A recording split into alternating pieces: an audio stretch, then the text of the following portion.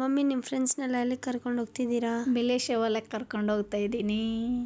ನಿಮ್ಮನ್ನು ಕರ್ಕೊಂಡು ಹೋಗ್ತಾ ಇದ್ದೀನಿ ತಾನೇ. ನಾವು ಯಾವಾಗಲೂ ಹೋಗ್ತಾ ಇದ್ದೋ ವರ್ಷ ಬಿಲೇಶಿ ಹೊಲೆಗೆ ರಥಸಪ್ತಮಿ ದಿವಸ. ಇವಾಗ 2 ವರ್ಷ ಆಯ್ತು ಅನಿಸುತ್ತೆ ಹೋಗೇ ಇರಲಿಲ್ಲ.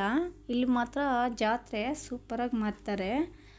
ಯಾರಾದರೂ ನೋಡಿಲ್ಲ ಅಂದರೆ ಹೋಗಿ ರಥಸಪ್ತಮಿ ದಿವಸ ಅಷ್ಟು ಚೆನ್ನಾಗಿ ಮಾಡ್ತಾರೆ. ಆದರೆ ಅಷ್ಟೇ ರಶ್ ಇರ್ತಾರೆ, ಅಷ್ಟೇ ಜನ ಇರ್ತಾರೆ. ಆದರೆ ಶನಿವಾರ ವಿಶೇಷ ಪೂಜೆ ಎಲ್ಲ ಮಾಡ್ತಾರೆ, ಚೆನ್ನಾಗಿರುತ್ತೆ. ಇವಾಗ ಜಾತ್ರೆ ಅಂದರೆ ಫುಲ್ಲು ಅಂಗಡಿ ಎಲ್ಲ ರೋಡ್ ಅಲ್ಲಿಂದ ಇಲ್ಲಿವರೆಗೂ ಅಂಗಡಿನೇ ಫುಲ್ಲು. ಡೆಕ್ರೇಷನ್ ಎಲ್ಲ ಸೂಪರಾಗಿ ಮಾಡ್ತಾರೆ.